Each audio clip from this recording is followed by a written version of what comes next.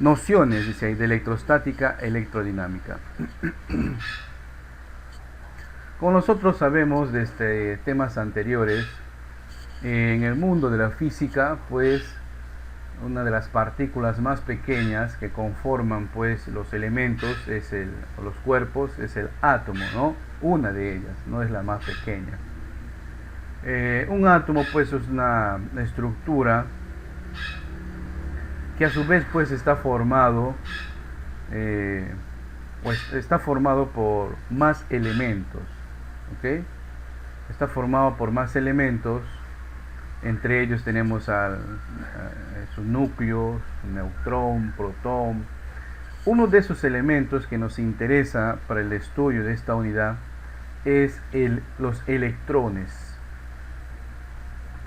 Los electrones son cargas que giran o que rodean y se mueven alrededor del átomo, ¿no? Se mueven alrededor del átomo, pero no en unos giros pues ordenados que se pueden determinar. Incluso hay una imagen que siempre se ha visto en el colegio en donde se compara pues el modelo atómico como si fuera pues un sistema planetario solar, ¿verdad? Donde el átomo está en el centro y alrededor giran pues los electrones. No, en realidad no es así. Se pone así en secundaria porque se necesita pues que por lo menos el alumno tenga una idea de lo que es el electrón. En realidad de lo que se trata es de una serie de momentos probabilísticos. Entonces, en cierto momento determinado, a cierto tiempo determinado, a cierta distancia determinada del núcleo del átomo, pues existe más o menos probabilidades de que se esté o no esté un electrón. Es así. Y en el estudio de esto pues se encarga la física con ayuda de la mecánica cuántica y todo lo demás, ¿no? La física de partículas. Por eso acá nos habla de nociones, unas cuestiones básicas nada más, que se trata en la física clásica. ¿Qué es la electrostática? Es la parte de la física que estudia las cargas que están en estado de reposo. Ya hemos dicho que dentro de un átomo existen electrones. Los átomos a su vez forman un cuerpo, ¿verdad? Si uno coge, por ejemplo, un pedazo de cobre, pues todo lo que está ahí en esa barra de cobre pues está hecho de el elemento cobre, ¿verdad? Y tiene átomos.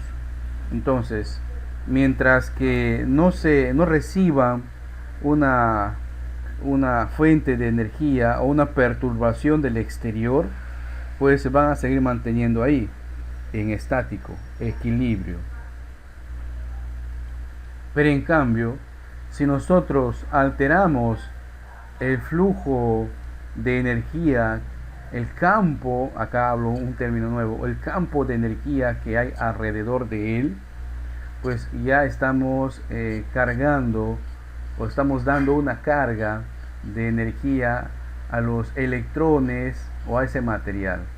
Un ejemplo de esto, ahí pone pues un paño de seda y vidrio, ¿no? Uno tiene pues una barra de vidrio normalmente. Pero cuando nosotros tenemos un globo inflado, ¿no?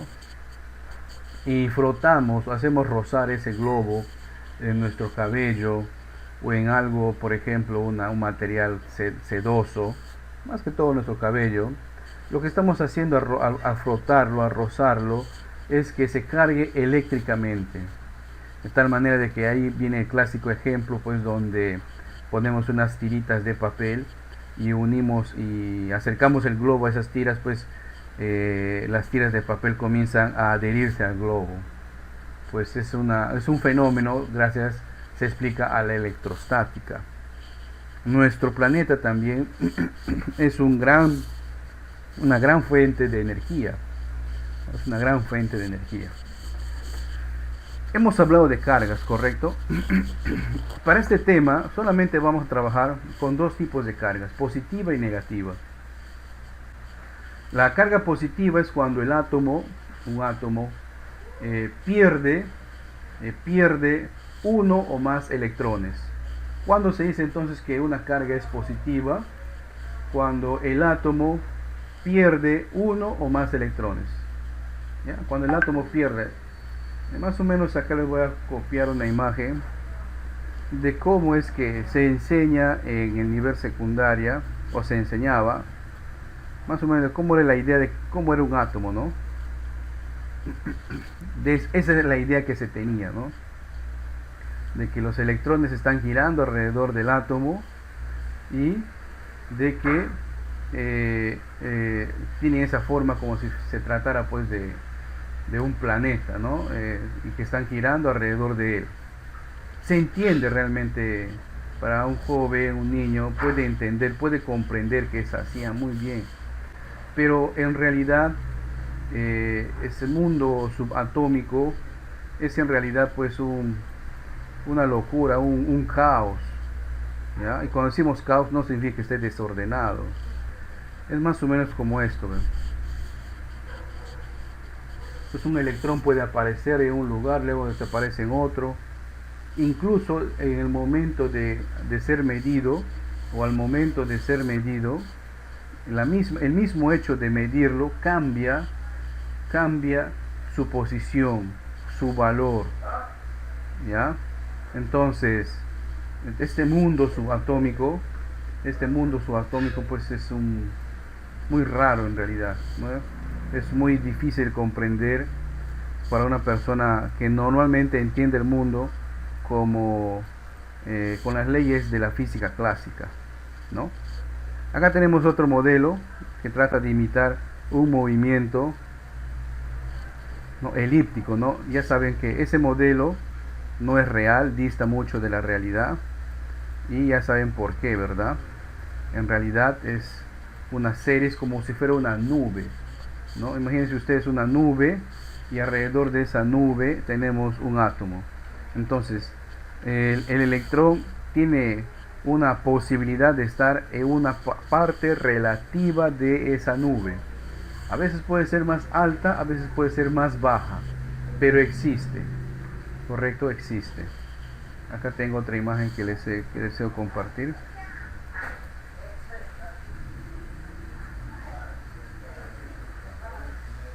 Entonces del átomo se desprenden varios electrones. Y ahí está. ¿Ya?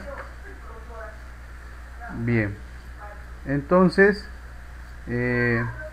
esas cargas eléctricas, correcto, tienen un nombre, ¿verdad?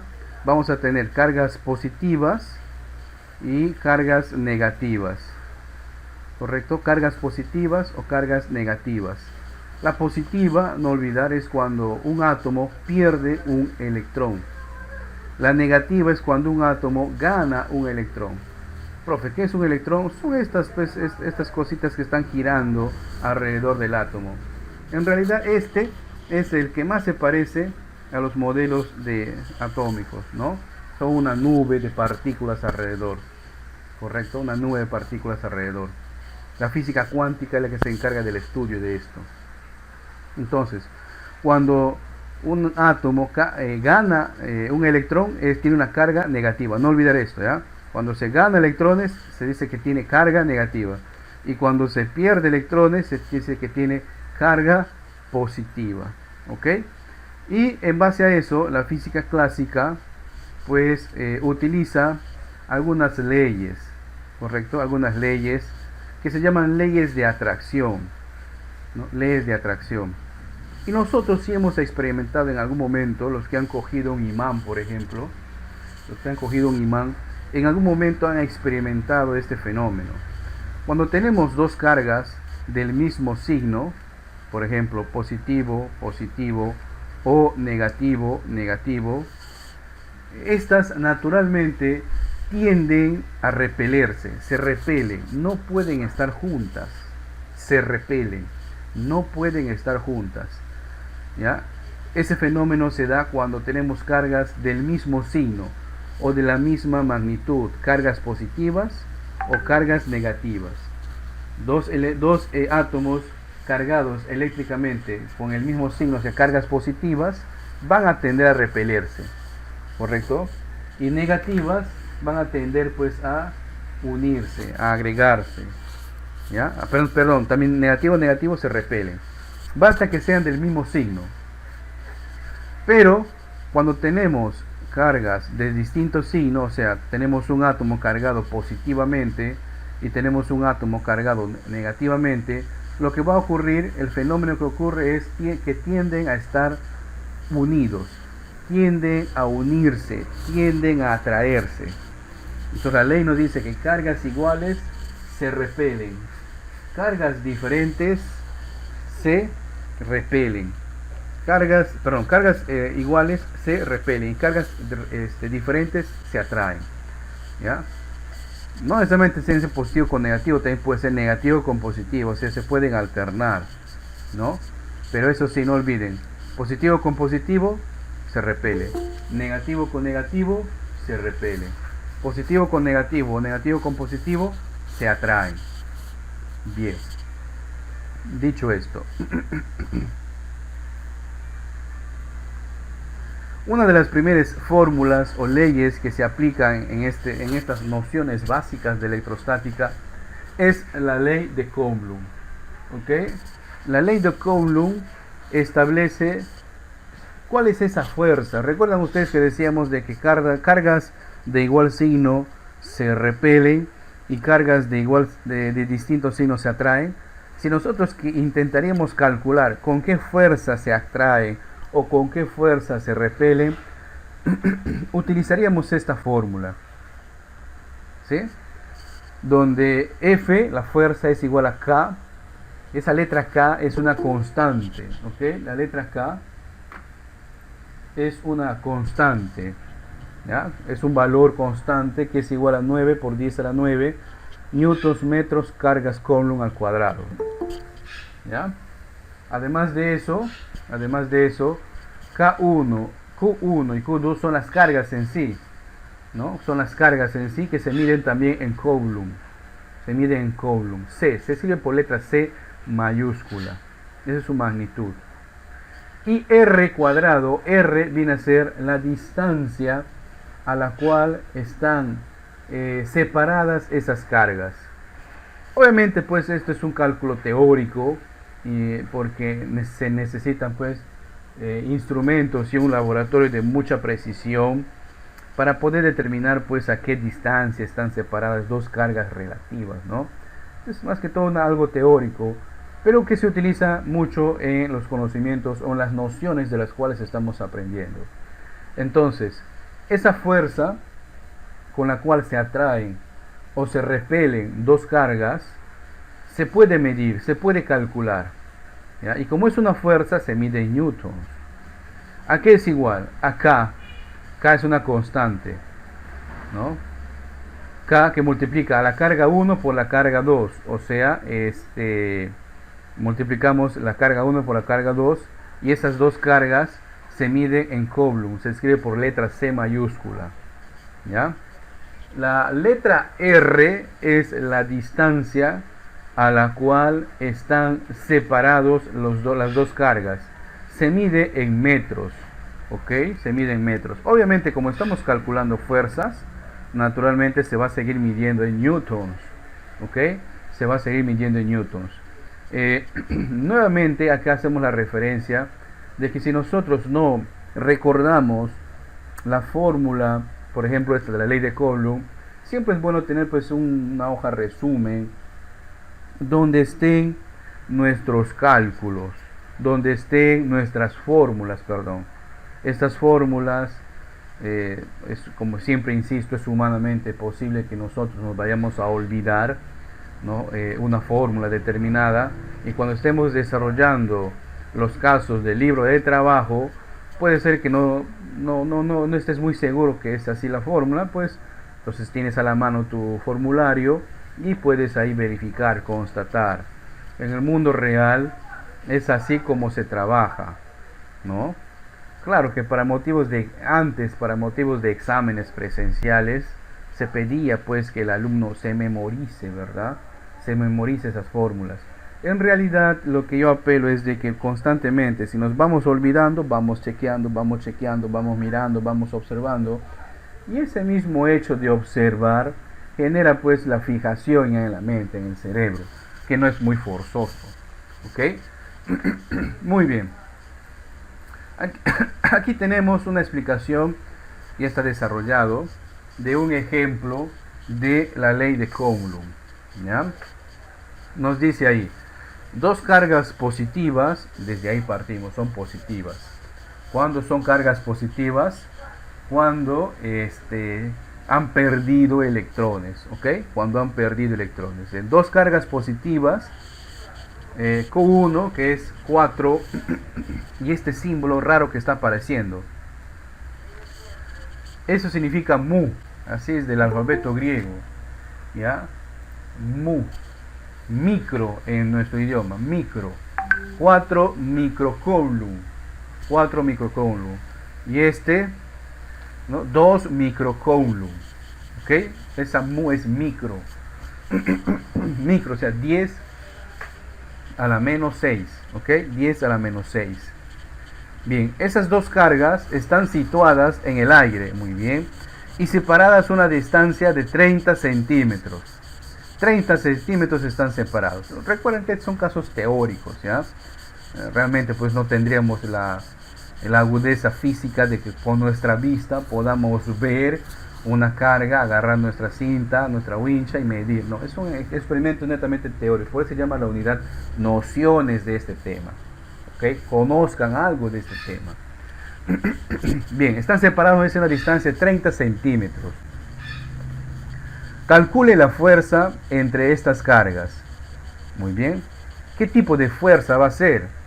Como ya nos han dicho que ambas son positivas, ¿no? Ambas son positivas, o sea, tienen el mismo signo. Por lo tanto, la ley que acabamos de ver de atracción nos dice que signos iguales se repelen. Por lo tanto, la fuerza que van a experimentar estas dos cargas es de repulsión, o sea, se van a repeler, no van a querer estar juntas. ¿Ok? Otro dato más que tenemos, que nos dan, es el radio o la distancia, que es de 30 centímetros. Pero como hemos visto en la fórmula, no trabajamos en centímetros, trabajamos o deberíamos de trabajar en metros. Por eso es que acá lo convierte a metros, ya que 30 centímetros equivalen a 0,3 metros. Ahí directamente ya la conversión, apunta el dato con la conversión hecha. Si ustedes no estarían seguros, utilicen la metodología que hemos aplicado para hacer conversiones. Aquí hemos hecho un gráfico. Ya saben que en física 99% de los casos, de los ejemplos que resolvemos, necesitan un gráfico, ¿no? Se necesita representar gráficamente el enunciado. Muy bien. Entonces, acá utiliza la fórmula, la constante K es esa no va a cambiar, ¿ok? Es 9 por 10 a la 9, ¿no? Y acá reemplazamos el valor de Q1, 4 por 10 a la menos 6. Ese menos 6 es micro, ¿ok? Igual acá 2 por 10 a la menos 6 entre el radio al cuadrado o la distancia al cuadrado. Recuerden que ya está trabajando en metros. Al resolver todo esto tenemos 0,8 newtons. Y las demás magnitudes simplemente se anulan. ¿Por qué? Porque metros al cuadrado con metros al cuadrado acá se van a anular. Coulomb se va a anular con Coulomb por Coulomb al cuadrado. Y al final vamos a obtener el equivalente de fuerza en el sistema internacional, que es newtons. Muy bien.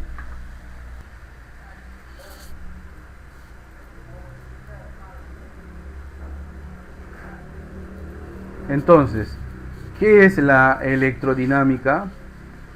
Define mucho lo que es la corriente eléctrica. Dinámica porque está en movimiento, son cargas en movimiento.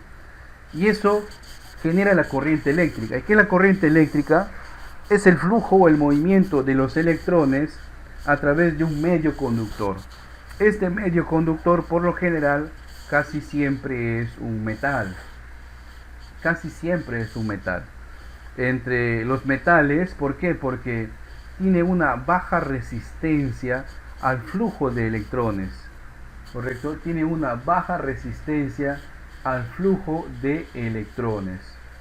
Los materiales que tienen una alta resistencia al flujo de electrones, pues son los plásticos, la madera, ¿ok? Esos son, o sea, no es que nunca va a pasar la corriente sobre él, sí llega a pasar ciertos electrones, pero casi es insignificante. Entonces dice que tiene mucha resistencia. Es más, los plásticos se utilizan bastante como material aislante. Si ustedes han visto los cables de electricidad que circulan por su casa, o el cable del enchufe del televisor, de los equipos electrodomésticos, están recubiertos pues por un material aislante que por lo general es plástico. Por lo general es plástico. Puede ser madera también, puede ser madera. ¿Ya? Bien. Dicho esto, entonces, este es el ejemplo clásico de una pila y un foco, ¿verdad? Una pila y un foco. ¿Qué es una pila?, se preguntarán algunos. Pues una pila es un componente eléctrico que almacena energía. ¿Ya? Almacena energía utilizando pues un proceso químico. ¿Ya? Utilizando un proceso químico. Acá voy a compartirles una imagen.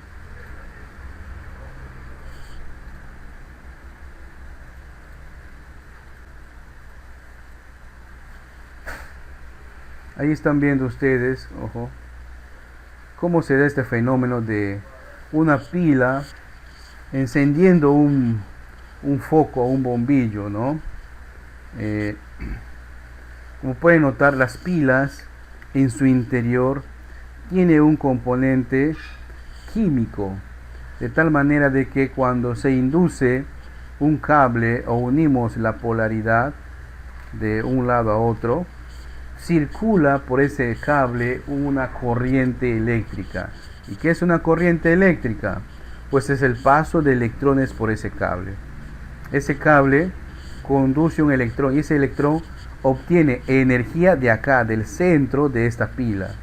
Está por decir que una pila almacena energía. Recuerden el tema de energía, ¿ya?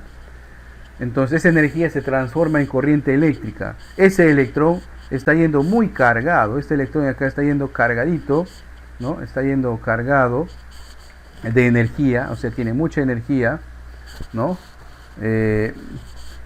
Y pasa pues por los filamentos de ese foco. Cuando pasa por esos filamentos, el mismo hecho de pasar por ese filamento, que normalmente en los focos clásicos era tungsteno, ahora se utiliza otras tecnologías, pasa por ahí, deja su energía, pero esa energía que deja se convierte en un fotón, se convierte en luz. Por eso es visible por nuestra vista. Nuevamente regresa a la pila y nuevamente ese electrón se carga, ¿no? O pues se va agotando, los electrones se van agotando y la pila pues queda pues ya descargada, ¿correcto? Hay tecnologías de baterías que nos permiten nuevamente cargar, pero en este caso no es ¿no? Ustedes habrán comprado unas pilas, ¿correcto?, de distintas marcas. Profe, ¿cómo obtiene su energía una pila? Pues dentro de esa pila hay elementos, sobre todo químicos, que al momento de reaccionar entre ellos liberan energía en forma de corriente eléctrica. ¿Ya? Liberan energía en forma de corriente eléctrica. Estas pilas pues son altamente contaminantes. Por eso cuando uno compra una pila, hay en el envasito o el plástico que recubre a la pila, dice que no debemos tirarla al tacho de basura, sino se deben de deshacer de una manera muy especial, ¿no? Pero lamentablemente acá en nuestra ciudad pues no tenemos un servicio de recojo de este tipo de material, así que normal la gente lo que hace es tirar a la basura y obviamente contamina. Si ustedes tiran una pila por ejemplo, en la tierra, alrededor de esa pila ya no va a crecer más nada, porque envenena la tierra, mata todo material orgánico. Por eso es muy importante que ustedes tengan cuidado de deshacerse de las baterías, de las pilas, de las baterías de los celulares. ¿Ok? Muy bien. ¿Qué, ¿Qué se puede definir dentro de una corriente eléctrica? Primero, como han podido notar en esa imagen, en esta imagen de acá, les he compartido, acá en esta, como hemos podido notar acá, los electrones fluyen a través del cable conductor, ¿cierto? Fluyen a través de él. Entonces, si nosotros trataríamos de medir qué cantidad de electrones o carga pasan a través de un segmento de ese conductor por cada unidad de tiempo, o sea, si estamos midiendo velocidad prácticamente, ¿no? Esa forma de medir las cargas entre la unidad de tiempo se conoce como intensidad y se representa por la letra I. Se mide en ampere. Su símbolo es la letra A mayúscula. ¿Qué es la intensidad de corriente? Es la cantidad de carga que pasa por un conductor en cada unidad de tiempo.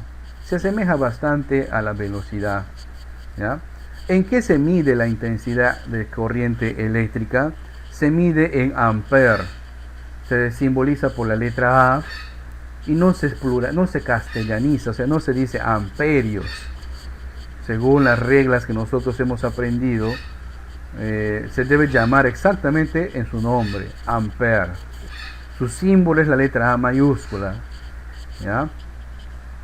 Entonces, ¿qué mide la intensidad de corriente? Mide cuántas cargas pasan en cada unidad de tiempo. Muy bien.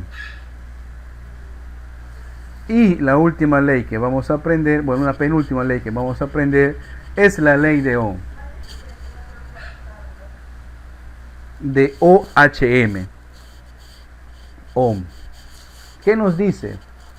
Que la fuerza, ¿no? O la fuerza o que pasa en un circuito eléctrico, pues es igual a la intensidad multiplicado por la resistencia, o la intensidad también es igual al voltaje, a la fuerza entre la resistencia, ¿ya?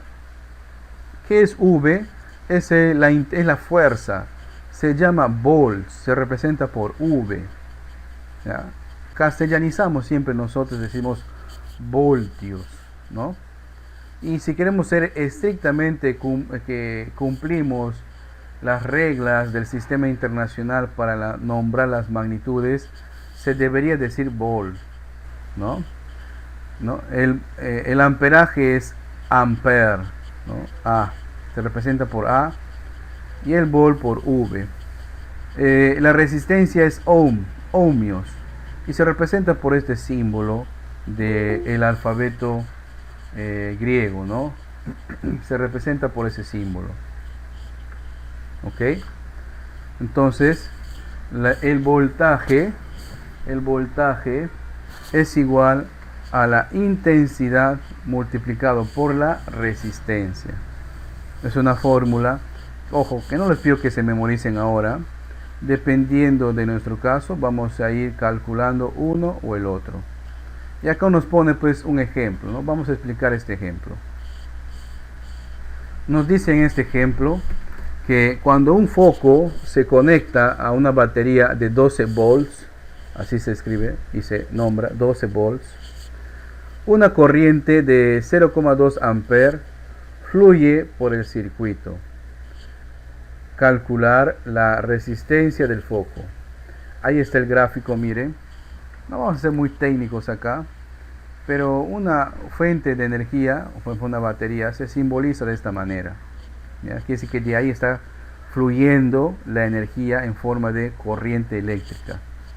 La intensidad, no olviden que es la velocidad con la cual fluye, ¿no? Al pasar por este foco, obviamente va a encender el foco pero vamos a ir desgastando la batería, ¿correcto? O agotando su energía de la batería, para ser más precisos. Entonces, utilizando la ley de Ohm, dice que el voltaje es igual a intensidad por resistencia. Reemplazamos o sustituimos los datos, tenemos el voltaje, tenemos la intensidad, ese 0,2 que está multiplicando pasa a dividir, y la resistencia entonces de ese circuito es de 60 ohmios, ¿no? 60 ohmios. Fíjense, aquí hemos hablado de circuito eléctrico.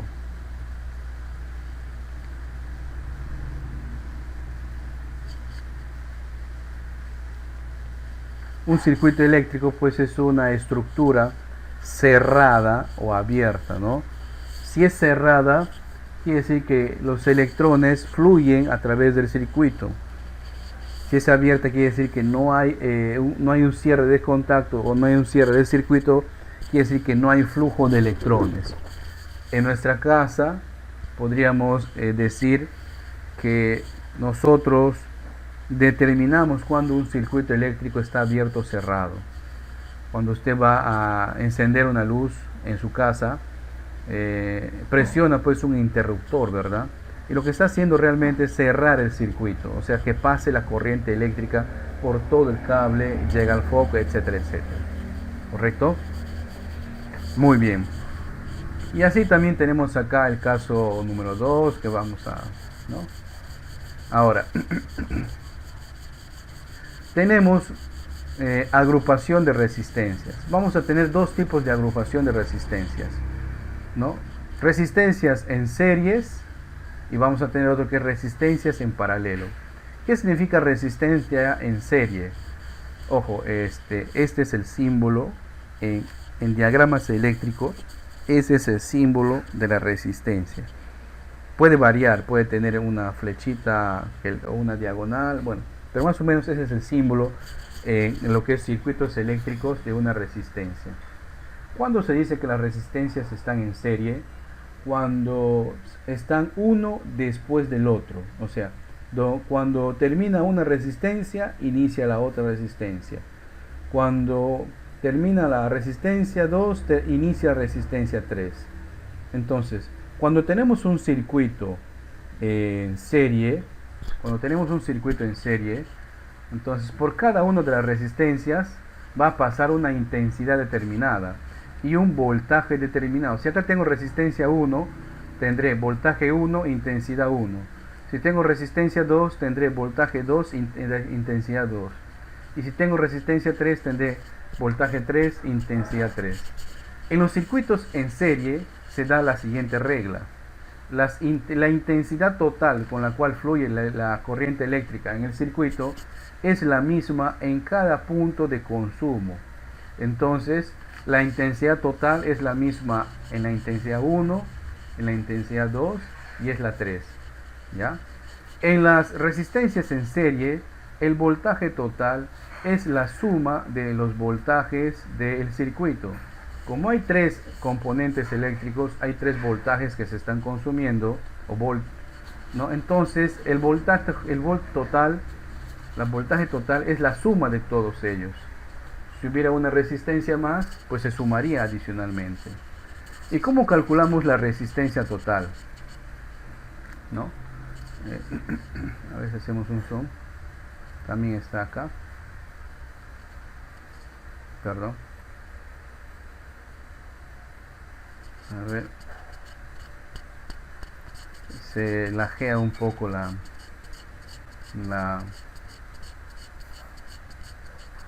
aquí está, ¿no? Lo que estoy explicando está acá. El voltaje se suma, la intensidad es la misma y la resistencia total, ¿cómo se calcula? Sumando matemáticamente todas las resistencias. Resistencia total sería igual a resistencia 1 más 2 más 3. Si hubiera 4, le sumaría más 4. Ahora, eso funciona en el circuito en serie. Existe otro circuito llamado circuito en paralelo, ¿ya? ¿Cuál es la diferencia en el circuito en paralelo? Es de que las resistencias no va una después de la otra, sino están en paralelo a las demás. Paralelo quiere decir, por ejemplo, así como las calles. Siempre pongo el ejemplo de las calles. Acá en Quito la calle Arica, por ejemplo, es paralela a la calle Próspero, ¿no? Paralela quiere decir que no se van a cruzar, no se van a intersectar. Entonces, en un circuito en paralelo, así como tengo acá resistencia 1, intensidad 1, acá tendré voltaje 1, voltaje 2 y voltaje 3. El voltaje total en un circuito en paralelo es el mismo. Acá cambia, miren, ve. La intensidad total es la suma de las intensidades. Y para calcular resistencia es bien raro, es así. 1 entre la resistencia total es igual a 1 entre resistencia 1 más 1 entre resistencia 2 más 1 entre resistencia 3 más, y si subiera más se va sumando, ¿sí? Se calcula de esa manera, es un tanto raro ahí, ¿ok? Dicho esto, los circuitos en serie son los convenientes. Por ejemplo, el tipo de circuito que se hace en casa para poner tomacorrientes, para poner el alumbrado, etcétera, ¿ya? Entonces, ¿por qué? Porque no disminuye esto, miren, ve, la fuerza de los electrones se mantiene, se mantiene. Lo que sí va consumiendo es la intensidad, ¿no? La corriente eléctrica, ¿no? ¿Por qué queremos mantener la fuerza? Porque si nosotros instalamos, por ejemplo, focos o tomacorrientes en serie en nuestra casa, pues sería poco práctico. ¿Por qué? Porque el primer foco que nosotros prendamos va a ser potente, el segundo va a ir disminuyendo su cantidad, su potencia, el último va a ser menos tenue, porque los voltajes en los circuitos en serie se van sumando. Quiere decir que más voltaje recibe el primer circuito, el primer componente en el circuito, ¿ya? Por eso no olviden que el circuito que más se utiliza, el tipo de circuito que más se utiliza en casa es el circuito en paralelo. ¿Por qué? Porque mantiene los voltajes iguales. Mantiene los voltajes iguales, ¿no? Imagínense si nosotros instalamos tomacorrientes en serie, ¿no?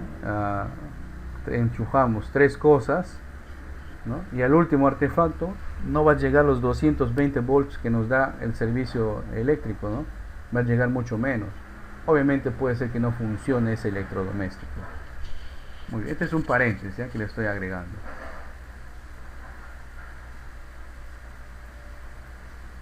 Muy bien, acá tenemos algunos cálculos, algunos ejemplos.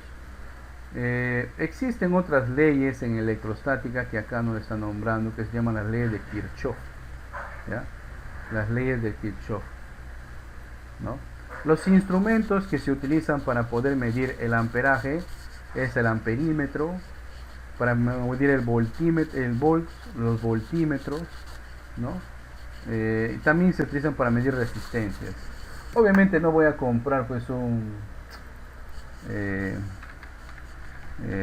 instrumento que solamente mida pues el volts, o que solamente mida pues la intensidad.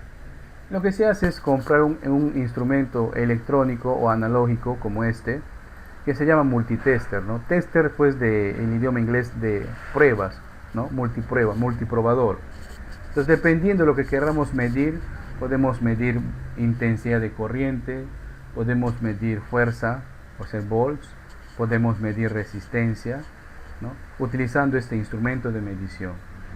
Con una observación: para medir voltaje se coloca este instrumento en paralelo. Para medir intensidad se coloca este instrumento en serie. No olviden eso, por favor, ¿ya? Para medir voltaje, este instrumento se mide en paralelo. Para medir intensidad, con este instrumento se utiliza en serie, ¿ya? A veces siempre queremos medir la intensidad o el amperaje, queremos medir como medimos en voltaje, y si somos neófitos en el tema, se malogra este equipo, se quema, ¿no? Y perdemos ahí. Ahora, el costo de este instrumento, pues como en todo, va a depender de la calidad, la marca, ¿no? Si es muy costoso, es de buena marca, o es de costo muy alto de importación. Pero existen pues instrumentos baratos, ¿no? Pero a veces no son muy fiables. Un verdadero técnico pues va a tener un instrumento de medición de estos. Incluso lo tenemos que tener en casa, ¿ya? Para poder medir ciertas cuestiones básicas, ¿no? Y siempre pues de una marca más o menos que tenga una reputación de calidad, ¿no? No va a ser que compres algo que mida mal y te dé una falsa lectura.